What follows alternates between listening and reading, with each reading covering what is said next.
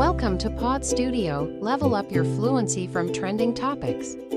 Today we are going to talk about DeepSeek, China's disruptive AI challenge.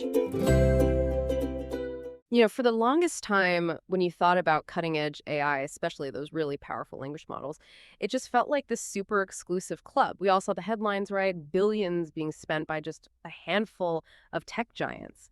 It kind of felt like if you didn't have those deep pockets, you just couldn't play. But what if that whole idea just got completely flipped on its head? Today, we're doing a deep dive into DeepSeek. They're a Chinese AI firm, and they didn't just nudge the status quo, they pretty much blew it out of the water. Their rise has been, frankly, astonishing. And the way they're doing things, their innovations are causing some serious ripples, maybe even waves, across the whole AI world. So yeah, today we're going to unpack exactly how DeepSeek managed this, what makes their tech tick differently, and crucially, what this massive shift means for all of us, really. Okay, so let's talk about this disruption because honestly, it hit the industry like a bolt from the blue. January 20th, 2025, DeepSeek releases R1, their large language model, and the numbers, they're just, wow, development costs, under $6 million. Yeah, under $6 million. Which, when you compare it, it's just a tiny fraction of what the big U.S. companies are spending on their main models. Exactly, a fraction. And it wasn't just cheap. They released R1 open source, free to use. Which is a direct challenge, no question. It goes right against the grain of the proprietary walled garden approach we see so often. And the impact was immediate, wasn't it? Oh, absolutely. Almost instantly, the DeepSeek AI Assistant app, the chatbot for R1, it just rocketed up the Apple App Store charts. It wasn't just popular. It actually overtook OpenAI's ChatGPT app within days. Wow. Outranking ChatGPT. Yeah. And that kind of explosion in popularity, well, that naturally set off alarm bells in the financial markets. Big time. Right.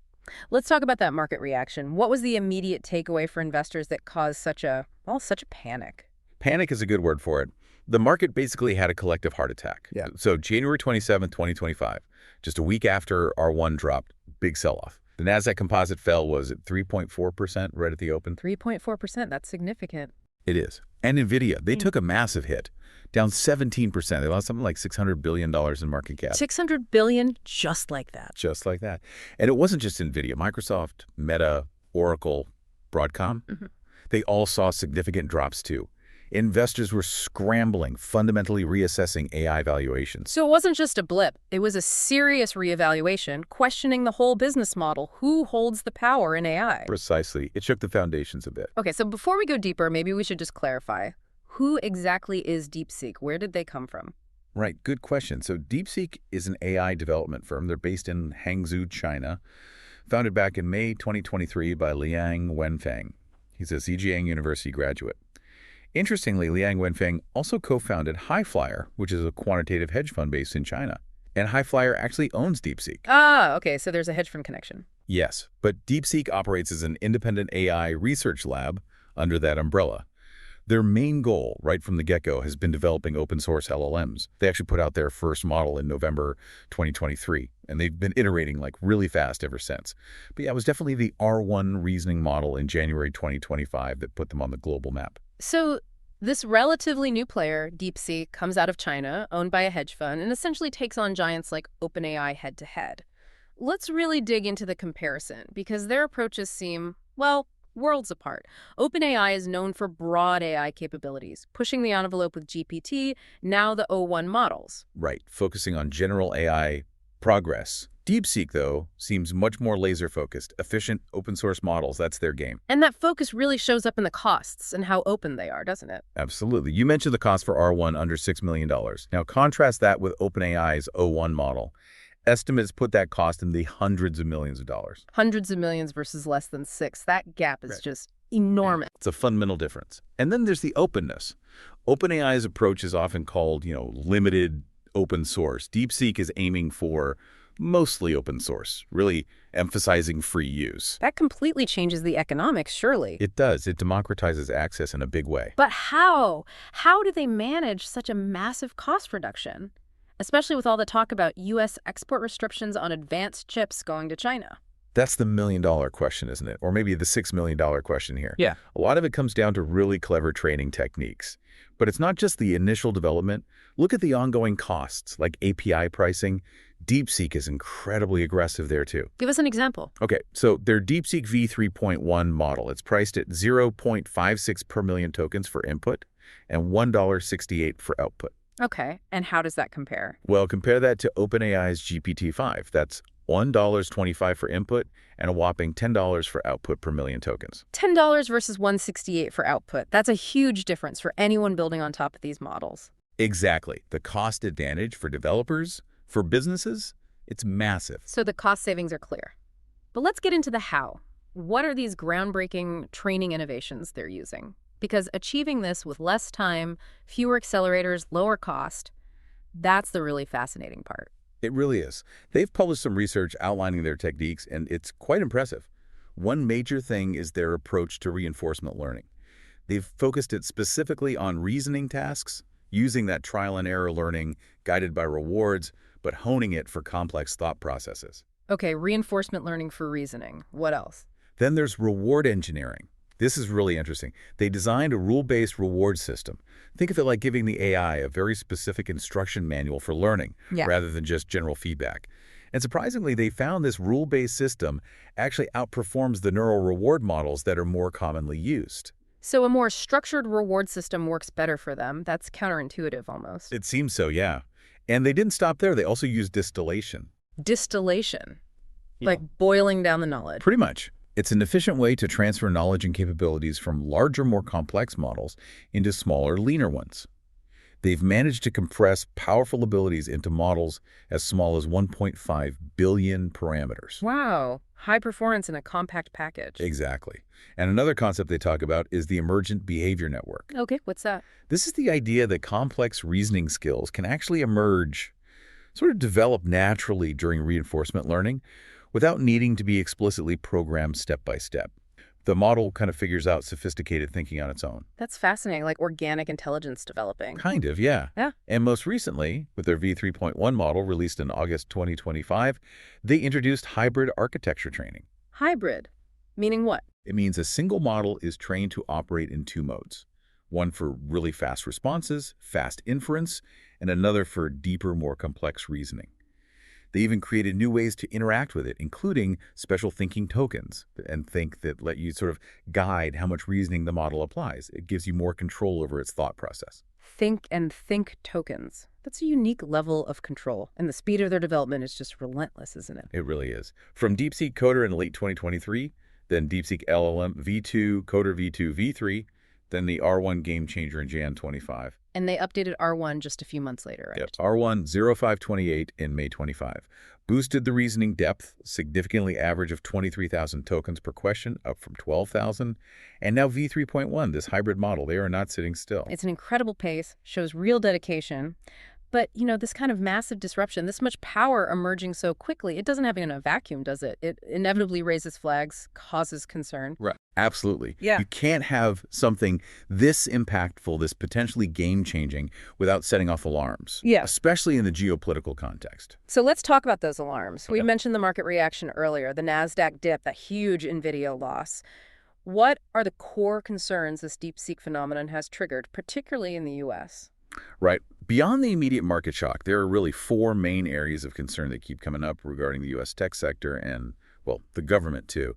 First, obviously, is the cost disruption. We talked about it, R1 costing less than $6 million to develop. That figure alone puts immense pressure on U.S. companies that have sunk billions into their models. It changes the whole ROI calculation. It makes the barrier to entry seem suddenly much lower. Exactly.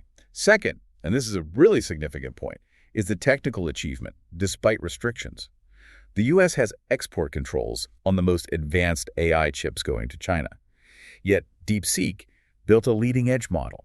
It proved that cutting-edge AI development is possible, even without access to the absolute latest U.S. hardware. That raises big questions about how effective those restrictions really are. That's a huge point. It undermines a key aspect of tech policy. What's the third concern? The business model threat. This ties back to the cost and the open source nature. Yeah. DeepSeek is largely free and open. That's a direct challenge to the subscription-based proprietary models that dominate the U.S. AI landscape. If you can get something comparable for free. Why pay? Yeah. It forces a rethink of how you actually make money in this space long term. Okay. And the fourth? That's the geopolitical concern, plain and simple.